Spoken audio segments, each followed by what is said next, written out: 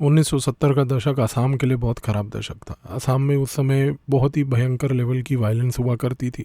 एक anti foreigner movement चल रहा था जिसकी वजह से असम अकॉर्ड आया 1985 में, और असम अकॉर्ड के बाद असम गण परिषद एजीपी नाम की एक संगठन की सरकार भी आई।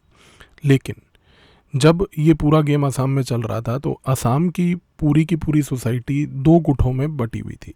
एक गुट था जो कांग्रेस लेड सरकार के द्वारा था, तो बहुत सारे असम के लोग प्रो कांग्रेस हुआ करते थे। दूसरा एक गुट था जो कि असम गण परिषद जो है एजीपी, जो कि एक स्टूडेंट मूवमेंट से स्टार्ट होकर इवेंचुअली एक एंटी फॉरेनर मूवमेंट तक बनी। लोगों ने उसका भी सपोर्ट किया। लेकिन इस पूरे प्रोसेस में असम के जो ओरिजिनल नेटिव इनहेबिटेंट्स थे, अहोम्स, जिन्होंने 1212 एडी में अहोम किंगडम की स्थापना की थी, ये लोग बहुत ही ज़्यादा निगलेक्ट हुए, क्योंकि सारा का सारा जो पावर था असम का वो बेसिकली हमेशा ऑसिलेट करता था या तो कांग्रेस के बीच में या असम गण परिषद, जो 1985 के बाद एक डोमिनेंट एक्टर बनने की पॉलिटिकल लेवल पर कोशिश कर रहा था।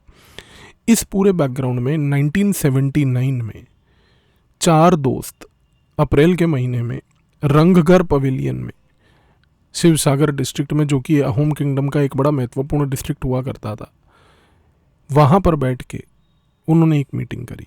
और ये चार लोग थे: अनूप चेतिया, इसमें दूसरा था अरबिंदो राजखोवा, तीसरा था प्रदीप गोगोई और चौथा था परेश बारुआ। इन चारों लोगों ने मिलकर एक संस्था बनाई जिसका नाम रखा गया United liberation front of Assam, जिसको हम लोग आज की डेट में अल्फ़ा के नाम से भी जानते हैं। वैसे है तो ULFA, लेकिन असम में इसको अल्फ़ा के नाम से जाना जाता था। ये लोग जो है बेसिकली मोटोक कम्युनिटी को बिलोंग करते थे, ये चारों लोग। और ये चारों लोग आज की डेट में उस समय एक लड़ाई लड़ने इन्होंने चालू करी और इन्होंने बोला कि हम लोग अहोम आइडेंटिटी के ऊपर अहोम्स को यूनाइट करना चाहते हैं। उस समय एक ये आइडेंटिटी वॉर शुरू हुई। असम के अंदर एक एंटी फॉरेनर मूवमेंट, मैंने आपको बताया, चली रही थी। कांग्रेस की पॉलिटिक्स उस समय असम में बहुत डोमिनेंट ही थी। गोपीनाथ बोरदोलोई के समय से असम जो है कांग्रेस के ही हाथ में था। लेकिन जो अहोम आइडेंटिटी थी उसको एक मैनिफेस्टेशन देने वाले अल्फ़ा के लोग सबसे पहले आए। अब जब इन्होंने ये संगठन बनाया तो इन्होंने बात करी कि असम को चाहिए स्वाधीन असम। स्वाधीन असम में इन्होंने बोला कि हमें असम में साइंटिफिक सोशलिज्म को प्रमोट करना है, एक इंक्लूसिव सोसाइटी को प्रमोट करना है। और इस रीज़न से इन्होंने ये एक अहोम आइडेंटिटी बेस्ड मूवमेंट को असम के अंदर चालू करा। अब समस्या ये थी कि इनको इस अहोम आइडेंटिटी के बेसिस पे सपोर्ट करने के लिए लोगों का सपोर्ट चाहिए था। अब जब इन्होंने लोगों के प्रतीक जाके बोला कि हम अहोम आइडेंटिटी को प्रमोट करना चाहते हैं, तो किसी भी आदमी ने मना नहीं किया। लेकिन उन्होंने सबसे पहले ये बोला कि आप अहोम आइडेंटिटी तो ठीक है, हम आपके साथ हैं उसमें, लेकिन सबसे पहले आप हमें अपना पक्ष बताइए कि क्या आप बांग्लादेशियों के फेवर में हैं या उनके खिलाफ हैं। असम गण परिषद जो है, जो पहले ऑल असम स्टूडेंट यूनियन हुआ करती थी, आसू, जो इवेंचुअली असम गण परिषद बनी, वो पहले दिन से इल्लीगल बांग्लादेशियों के खिलाफ थी। तो पूरे का पूरा असम की जो सोसाइटी थी वो पोलराइज हो रखी थी कि क्या आप बांग्लादेशियों के साथ हैं या उनके खिलाफ हैं। कांग्रेस की सरकार के जितने अक्सर मुख्यमंत्री हुआ करते थे, उनके तहत एक कोशिश ये की जाती थी उस समय कि वो एक इंक्लूसिव सोसाइटी को क्रिएट करें। और उनकी तरफ से कोशिश ये की जाती थी कि भाई ये जो बांग्लादेशी हैं इनको आइडेंटिफाई करके डिपोर्ट करना, ये सब करना, इन चक्करों में कोई ज़रूरत नहीं है, क्योंकि वो एक पॉलिटिकल वोट बैंक बन चुका था। लेकिन असम गण परिषद ने बहुत स्पष्ट तरीके से ये पॉइंट रखा, जिसकी वजह से उन स्टूडेंट्स को पूरे असम में एक इलेक्ट्रीफाइंग रिस्पॉन्स भी मिला कि भाई आसामी लोगों की नौकरियां आज की डेट में ये बांग्लादेशी खा रहे हैं। तो असम गण परिषद स्पष्ट तरीके से बोल रही थी, एंटी फॉरेनर्स, इनको हटाइए, आइडेंटिफाई कीजिए, डिपोर्ट कीजिए, बाहर फेंकिए। उल्फा जब क्रिएट हुआ, इन्होंने सबसे पहले आगे बोला अहोम आइडेंटिटी। लोगों ने बोला कि भाई अहोम आइडेंटिटी बिल्कुल ठीक, आप अपना पोजीशन बताइए, आपका पोजीशन क्या है, कि क्या आप साथ रहेंगे फॉरेनर्स के या आप उनके खिलाफ होंगे। अल्फ़ा ने ये बात बोली कि भैया हम एक इंक्लूसिव असम चाहते हैं। अब ये इंक्लूसिव असम की बात सुन सुन के लोग कांग्रेस की सरकार से थक चुके थे। इसीलिए 1985 में जब चुनाव हुआ था असम में, तो उस चुनाव में असम गण परिषद ने एक क्लीन स्वीप करी थी। कांग्रेस की सरकार डेसिमेट होकर ख़त्म हो गई थी। राजीव गांधी उस समय भारत के प्रधानमंत्री थे, लेकिन असम में उनकी सरकार नहीं बन पाई। तो जब अल्फ़ा ने ये बात बोली कि भाई हमें तो इंक्लूसिव असम चाहिए, तो उस समय आप सोचिए कि इस इंक्लूसिविटी के एस्पेक्ट पे लोगों के प्रति अल्फ़ा को लेके कोई बहुत ज़्यादा दिलचस्पी नहीं आई। अब अल्फ़ा अपने आप को असर्ट करना चाहती थी, तो अल्फ़ा ने क्या करना शुरू कर दिया कि उस समय एक्सटॉर्शन करने चालू कर दिए। उन्होंने लोगों को धमकाना डराना चालू कर दिया, एक वायलेंट कल्चर क्रिएट कर दिया सोसाइटी में। अब ये वायलेंट कल्चर जब उन्होंने क्रिएट किया, तो उनको एक ऐसा चीज़ उनके मन में आया कि अगर हम एक वायलेंट कल्चर क्रिएट करते हैं, एक्सटॉर्शन कल्चर क्रिएट करते हैं, एक आइडेंटिटी बेस्ड लड़ाई लड़ेंगे, तो शायद हो सकता है कि हमारे को आईएसआई ऑफ पाकिस्तान थोड़ा पैसा दे दे, मिनिस्ट्री ऑफ स्टेट सिक्योरिटी थोड़ा पैसा दे दे, आर्म्स एमुनिशन बाहर से मिल जाए। लेकिन उस समय समस्या ये थी कि क्योंकि अल्फ़ा जो थी वो एक इंक्लूसिविटी की बात करती थी, एक आइडेंटिटी लड़ाई की बात करती थी। तो इस इंक्लूसिविटी और आइडेंटिटी की लड़ाई के केस में अल्फ़ा को आईएसआई ऑफ पाकिस्तान ने कभी सपोर्ट नहीं किया। और इस आईएसआई ऑफ पाकिस्तान की तरफ से क्योंकि उनको एक बहुत ज़्यादा अग्रेसिव सपोर्ट नहीं मिला, आईएसआई ने मैक्स टू मैक्स उनको सिर्फ इतना बोला कि देखिए, अगर आपको आर्म्स एमुनिशन चाहिए आसाम में जो भी करने के लिए, लड़ाई करने के लिए, क्योंकि आईएसआई का एजेंडा क्लियर था, अगर आप भारत के किसी भी टुकड़े में किसी प्रकार का वायलेंस कर सकते हैं, हम उसको सपोर्ट करेंगे। पर वो वायलेंस हम किस हद तक सपोर्ट करेंगे वो डिपेंड करता है कि आप हैं कौन। अल्फ़ा के केस में आईएसआई वाले ज़्यादा एंथुजियास्टिक नहीं थे, क्योंकि उनको ये लग रहा था कि भाई ये एक आइडेंटिटी की लड़ाई है, होम आइडेंटिटी की, उसमें हमारा क्या फ़ायदा होगा। लेकिन आईएसआई को ये बात पता थी कि ठीक है, अगर इस होम आइडेंटिटी की लड़ाई में अगर भारत के असम के राज्य में किसी प्रकार का वायलेंस होता है और उस वायलेंस से इंस्टेबिलिटी और केओस होता है, उसको हम सपोर्ट करेंगे। तो इसीलिए आईएसआई वालों ने अल्फ़ा के इन चारों लीडरों को बड़े स्पष्ट तरीके से बोला कि देखिए, आपको आर्म्स एमुनिशन चाहिए, हम अवेलेबल करवा सकते हैं, लेकिन ये आर्म्स एमुनिशन यदि आपको लेने हैं तो आपको आके खरीदने होंगे। ये बड़ी एक दिलचस्प सी चीज़ थी, क्योंकि यही आईएसआई जब नागाज को सपोर्ट करती थी तो उनको आर्म्स एमुनिशन अपने जेब से देते थे।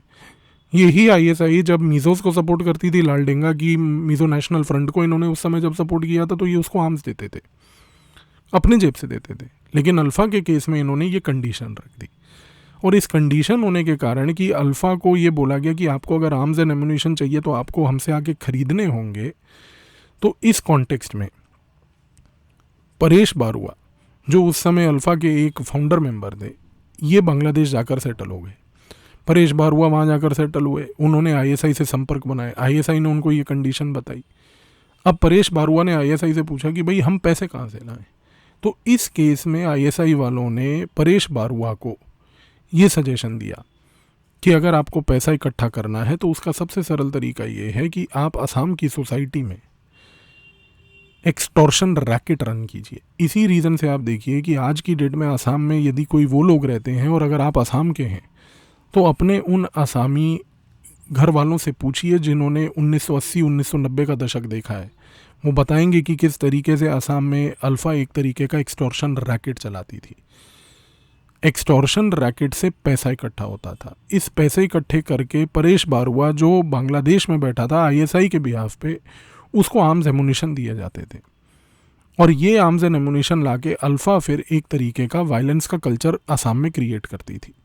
अब समस्या अल्फ़ा के साथ ये हो गई थी कि जो सोसाइटी होती है दोस्तों, उस सोसाइटी में जनरली एक वायलेंट कल्चर अगर क्रिएट कर दिया जाए तो जाहिर सी बात है कि उस वायलेंट कल्चर को रोकने की कोशिश की जाती है।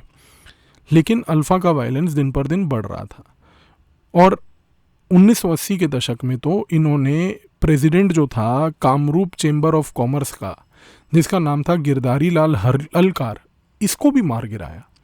और इसको मारने के बाद उन्होंने एक ऐसा मैसेज दे दिया पूरी बिजनेस कम्युनिटी को आसाम में कि यदि आप हमारे को एक्सटॉर्शन मनी नहीं देंगे तो आपके बिजनेस एक्टिविटी को हम होने नहीं देंगे।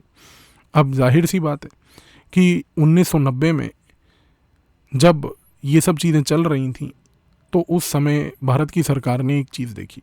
भारत की सरकार ने देखा कि यार 1985 में असम गण परिषद की सरकार आई, 1985 से अल्फ़ा की वायलेंस बढ़ी, 1990 में एक निर्णय लिया गया कि भाई असम गण परिषद की सरकार नाकाम है। उसके चंद महीने ही टेन्योर के बचे थे कि उसकी टेन्योर कंप्लीट होने से पहले ही असम गण परिषद की सरकार को डिसमिस कर दिया गया। और डिसमिस करने के बाद ये कह के कि भाई वहाँ पर एक लॉलेसनेस है, अल्फ़ा का वायलेंस है, आर्मी को भेजा गया और आर्मी ने उस समय वहाँ पर ऑपरेशन बजरंग किया। अच्छा, अब ऑपरेशन बजरंग के दौरान एक बड़ी महत्वपूर्ण चीज़ ये हुई कि आर्मी ने अल्फ़ा के जो वायलेंट कैडर्स थे उनको मार गिराने की कोशिश करी, लेकिन ये ऑपरेशन बजरंग बहुत लंबे समय तक चल नहीं पाया क्योंकि सरकार डिसमिस हुई थी। सरकार को डिसमिस करने के बाद फ्रेश इलेक्शन कराने थे। तो 1991 में जब फ्रेश इलेक्शन हुए तो उस समय हितेश्वर सैकिया जो असम के मुख्यमंत्री थे वो नए इलेक्ट हुए और वो कांग्रेस के मुख्यमंत्री बनकर आ गए। अच्छा, अब जाहिर सी बात है कि 1990 में ऑपरेशन बजरंग चंद महीनों के लिए आया, फिर इलेक्शन आ गए तो ऑपरेशन बजरंग को रोकना पड़ा। तो जब ऑपरेशन बजरंग को रोका, जब आर्मी को उनके बैरक्स में वापस भेजा गया, इस दौरान इंटेलिजेंस ब्यूरो ने असम के अंदर पूरी प्रेजेंस बढ़ा ली। अब इंटेलिजेंस ब्यूरो जब असम में गई, इंटेलिजेंस ब्यूरो ने क्या करना शुरू करा कि उसने अल्फ़ा के सारे एसेट्स को ट्रेल करना चालू करा। अब उस समय जब ये लोग ट्रेल कर रहे थे तो इनको मालूम चला कि भाई परेश बारुआ तो जो है असम में अल्फ़ा का जो लीडर है वो तो बांग्लादेश में रहता है। तो फिर इंटेलिजेंस ब्यूरो ने research and analysis wing RNAW की मदद मांगी। तो RNAW उस समय फिर जो है असम गया। असम से उन्होंने बांग्लादेश में अपने एसेट्स को एक्टिवेट करके परेश बारुआ के ऊपर नज़र रखनी चालू करी। अब हुआ ये कि 1991 में जब हितेश्वर सैकिया चीफ मिनिस्टर बन गए असम के, कांग्रेस के मुख्यमंत्री थे वो, उसके बाद आर्मी को दोबारा बोला गया कि भैया अब आप जो है आकर इस अल्फ़ा मेनेस को पूरा का पूरा निपटाइए। लेकिन उस समय तक परिस्थिति कुछ ऐसी हो चुकी थी कि अल्फ़ा का वायलेंस पीक पे था। अल्फ़ा के कैडर्स को ट्रेल तो कर रही थी IB, लेकिन ट्रेल करने के सिवाय उनको एलिमिनेट करने का कार्य नहीं कर पा रही थी क्योंकि उसके लिए तो आपको मिलिट्री मॉप आउट करना था। तो फिर उस समय research and analysis wing RNAW ने जाकर हितेश्वर सैकिया जो चीफ मिनिस्टर थे उनको एक चीज़ समझाई। उन्होंने कहा कि देखिए, सोसाइटी के अंदर 3 स्पेसेस होते हैं। हम जो इंटेलिजेंस ऑपरेशंस को देखते हैं, मिलिट्री ऑपरेशंस को देखते हैं, उनको देखने के लिए आपको सोसाइटी के 3 स्पेसेस को समझना है। सोसाइटी का जो फर्स्ट स्पेस होता है वो होता है पॉलिटिकल एंड गवर्नेंस का स्पेस, जहाँ पर पॉलिटिकल पार्टीज ऑपरेट करती हैं और सरकार जो है सेवाएं प्रदान करती है नागरिकों को। सोसाइटी का दूसरा स्पेस होता है लोग, पीपल, जहाँ पर लोग अपना सुख शांति से रहते हैं, चैन की ज़िंदगी जीते हैं। और सोसाइटी का तीसरा स्पेस होता है मिलिट्री। मिलिट्री स्पेस का काम ये होता है कि वो जो पहले 2 स्पेसेस हैं उन स्पेसेस को मेंटेन करे, उन स्पेसेस में किसी प्रकार की कोई बाधा ना आए, वो इंश्योर करे। रिसर्च एंड एनालिसिस विंग ने हितेश्वर सैकिया को ये समझाया कि देखिए, असम की समस्या अब ये हो चुकी है कि जो अल्फ़ा है उसने 3rd स्पेस ऑक्यूपाई कर लिया है। यानी कि उसने इतनी वायलेंस करी है, इतना एक्सटॉर्शन करा है असम में कि उसने वो मिलिट्री स्पेस को ऑक्यूपाई करा है। तो इस मिलिट्री स्पेस को रिमूव करने के लिए एक बहुत ही मेगा मिलिट्री ऑपरेशन करना होगा। उस समय फिर मिलिट्री के अधिकारियों के साथ एक मीटिंग हुई और इवेंचुअली एक ऑपरेशन डिज़ाइन किया गया 1991 में, जिसका नाम आया ऑपरेशन राइनो। इस ऑपरेशन राइनो के तहत उस समय फिर ये एक निर्णय लिया गया कि अल्फ़ा को 3rd space of the society, जो मिलिट्री स्पेस जो उसने ऑक्यूपाई करके एक वायलेंट कल्चर अनलीश कर रखा है, वहाँ से उसको रिमूव करेंगे। अब परेश बारुआ जो था वो बैठा हुआ था बांग्लादेश में। बांग्लादेश से बैठ के वो बाकी 3 साथियों को यहाँ पर सपोर्ट कर रहा था और ये 3 साथी यहाँ पर बैठ के पूरा का पूरा कैंपेन चला रहे थे।